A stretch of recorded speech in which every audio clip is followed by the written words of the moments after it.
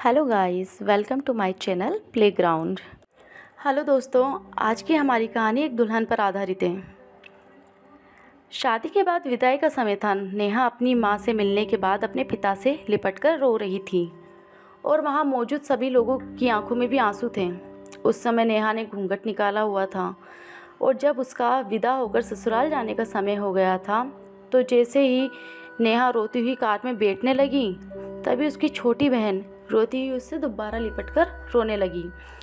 तभी गाड़ी के पास खड़े नेहा के पति अविनाश से उसका दोस्त दिनेश कहता है, अरे यार अविनाश, यहाँ से घर पहुँचते ही सबसे पहले होटल अमृतबाग पहुँचकर एक बढ़िया सा खाना खाएंगे, क्योंकि यहाँ तेरे ससुराल में तो एकदम घटिया खाना था।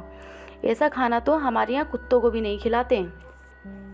तभी साथ ही खड़े अविनाश के छोटे भाई ने भी कहा, हाँ यार, यहाँ का खाना तो एकदम बकवास था और रसमलाई में तो रस ही नहीं था।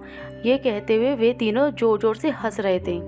तभी नेहा के पति अविनाश ने भी अपने ससुराल वालों का मजाक उड़ाते हुए कहा कि हाँ यार, मैंने भी मजबूरी में यहाँ का खाना खा लिया, वरना मैं तो ऐसा खाने को तो हाथ भी नहीं लगाता। और अब पक्का हम तीनों घर पहुँचते ही होटल अमृतबाग का खाना खाएंगे। अपने पति के मुंह से ऐसी बातें सुनकर नेहा कार में बैठती बैठती रुक गई।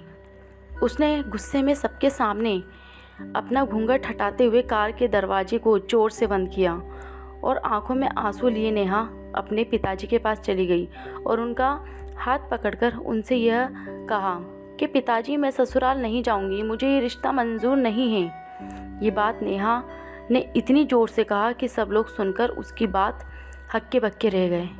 सब लोग नेहा के नज़दीक आ गए और नेहा के ससुराल वालों पर तो जैसे पहाड़ टूट पड़ा हो। वजह क्या थी ये किसी को समझ नहीं आ रहा था। तभी नेहा के ससुर राधेश्याम जी ने आगे बढ़कर नेहा से पूछा कि नेहा बेटी, बात क्या है? तुम अचानक ही शादी होने के बाद अपनी विदाई होने के समय यूँ शादी को नामंजूर कर रही हो। तभी नेहा कुछ देर चुप रहने के बाद अपनी आंखों में आंसू लिए अपने ससुर जी से बोली कि बाबूजी, आपको पता है मेरे माता पिता ने अपने सभी सपनों को मारकर हम सभी बहनों को इतना पढ़ाया लिखाया और काबिल बनाया, और आप जानते हैं कि एक बाप के लिए उसकी बेटी क्या मायने रखती है। वैसे आप और आपका बेटा कभी नहीं जान सकते, क्योंकि बाबूजी आपके घर में तो कोई बेटी ही नहीं है। और आप जानते हैं कि मेरी शादी आने वाले बारातियों के लिए खाने पीने की एक भी कमी न रह जाए, इसलिए मेरे पिताजी पिछले 3 महीनों से रात को 2 से 3 बजे जगकर मेरी माँ के साथ ये योजना बनाते थे कि रसोइया कौन होगा और खाने में बारातियों के लिए किस किस तरह का खाना बनवाना है और बारातियों को कहाँ बिठाना है, ताकि कहीं किसी को बुरा न लग जाए। और शायद आप नहीं जानते कि मेरी माँ ने पिछले 1 साल से एक भी नई साड़ी नहीं खरीदी, क्योंकि मेरी शादी में पैसों कि कोई कमी ना रह जाए। और आज भी मेरी शादी में भी मेरी माँ ने मेरी बड़ी बहन की साड़ी पहन रखी है। और ये तो कुछ भी नहीं, मेरे पिताजी भी 150 रुपये की इस शर्ट के नीचे कई छेद वाली बनियान पहनकर खड़े हैं, और ये सब सिर्फ इसलिए ताकि मेरी शादी में कोई कमी ना रह जाए। लेकिन इतनी मेहनत के बावजूद भी आज इस शादी में आपके बेटे को रोटियां ठंडी लगी और उसके दोस्तों को पनीर बकवास लगा और मेरे देवर जी को रसमलाई में तो रस ही नहीं मिला। और मेरे पति अविनाश जी तो कह रहे थे कि वो तो ऐसे खाने को हाथ भी नहीं लगाते हैं, बस उन्होंने तो मजबूरी में ही खा लिया। अगर यह सब इन्होंने मजबूरी में ही खाया है तो इसकी क्या गारंटी है कि हम मुझसे शादी भी ये अपनी खुशी से ही कर रहे हैं। कल को अविनाश जी भी ये भी कह देंगे कि मुझे से भी इनकी मजबूरी में ही शादी हुई है। और नेहा रोते हुए अपने ससुर जी से ये भी कह रही थी कि जिस माता पिता ने मेरी शादी में दिन देखा न रात, बस शादी की तैयारियों में लगे रहे, उन माता पिता पर आज आपके बेटे और उनकी दोस्त यूँ ज़ोर ज़ोर से हंस रहे हैं और उनकी बेइज्जती कर रहे हैं। क्या आपके घर में माता पिता की इतनी ही इज्जत की जाती है? तभी नेहा के ससुर ने कहा कि बेटी, इतनी छोटी सी बात पर तुम नाराज़ हो गई।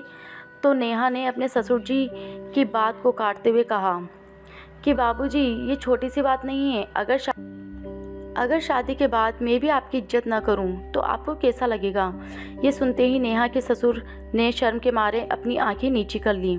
तभी नेहा ने कहा, लेकिन बाबूजी आप चिंता न करिए, हमारे अंदर हमारे अच्छे माता पिता के संस्कार हैं। किसी की बेइज्जती करना ये सब हमारे माता पिता ने हमें कभी नहीं सिखाया। ये सुनते ही नेहा के पिताजी दयाशंकर जी की आंखों में आंसू लिए अपनी बेटी को गले से लगा लिया और उससे कहा कि बेटी, मुझे गर्व है कि तू मेरी बेटी है और अब तू शांत हो जा बेटी, तुझे मेरी कसम, तू इन्हें माफ़ कर दे और खुशी खुशी अपने ससुराल चली जा। तभी नेहा का पति अविनाश भी नेहा के पिताजी और नेहा से हाथ जोड़कर माफ़ी मांगता है और ये कहता है कि बाबूजी, मुझे माफ़ कर दो, सारी गलती मेरी है, लेकिन आज आपकी बेटी ने मुझे एक पिता की इज्जत करना सिखा दिया और आज के बाद मैं हर किसी के माता पिता की हमेशा इज्जत करूंगा। उसी वक्त नेहा के ससुर राधेश्याम जी भी आगे आकर अपनी बहू नेहा के सर पर हाथ रखकर कहते हैं कि मैं तो बहू लेने आया था, लेकिन ईश्वर बहुत कृपालु है, उसने मुझे बहू के रूप में एक बेटी दे दी और वो भी इतने अच्छे संस्कार वाली जो कि माता पिता का भी सम्मान करती है। और अब बेटी, मेरे कहने से इन नालायकों को भी माफ़ कर दो, मैं हाथ जोड़ता हूँ तेरे सामने। तभी नेहा अपने ससुर जी के दोनों हाथों को पकड़ लेती और कहती है कि नहीं बाबूजी, आप मेरे पिता के समान हैं, कृपया आप मेरे सामने हाथ मत जोड़िए। तभी नेहा के पिताजी दयाशंकर जी भी कहते हैं कि समधी जी, आप मेरी बेटी के सामने हाथ जोड़कर कृपया हमें शर्मिंदा मत कीजिए। मेरी तो बस आपसे बस यही प्रार्थना है कि हमेशा आप मेरी बेटी को अपनी ही बेटी समझना और इससे कभी कोई गलती हो जाए तो इसे माफ़ कर देना। तो राधेश्याम जी ने अपनी संबंधी दयाशंकर जी का हौसला बढ़ाते हुए कहा कि आप बिल्कुल चिंता मत करिए, बल्कि अब तो नेहा बेटी ही हमारे पूरे घर को संभालेगी और अब ये ही हमारे घर की लक्ष्मी है। ये सुनकर नेहा के पिताजी बहुत खुश हो जाते हैं और अपनी बेटी को खुशी खुशी विदा कर देते हैं। और नेहा अब राजी खुशी अपने ससुराल रवाना हो गई थी और अपने पीछे छोड़ गई थी आंसुओं से भीगी हुई अपनी माँ और पिताजी की आंखें और अपने पिता का वह आंगन जिस आंगन में कल तक वह खूब हंसती खेलती थी। आज से इस आंगन की चिड़िया उड़ गई थी किसी दूर प्रदेश में। तो दोस्तों, बेटी माँ बाप का अभिमान वह एक अनमोल धन होती है और दोस्तों, अपनी छाती पर पत्थर रखकर वो अपनी प्यारी बेटी और अपने जिगर के टुकड़े को उसकी शादी करके उसे विदा करता है। इसलिए दोस्तों, एक बाप की बेटी की शादी करके वैसे ही उससे दूर हो जाता है और हमें उसका अपमान करके उन्हें और दुखी नहीं करना चाहिए। Thanks for watching this video on playground. आपको हमारी कहानी कैसी लगी कमेंट करके हमें ज़रूर बताएं और हमारे चैनल को सब्सक्राइब ज़रूर करें।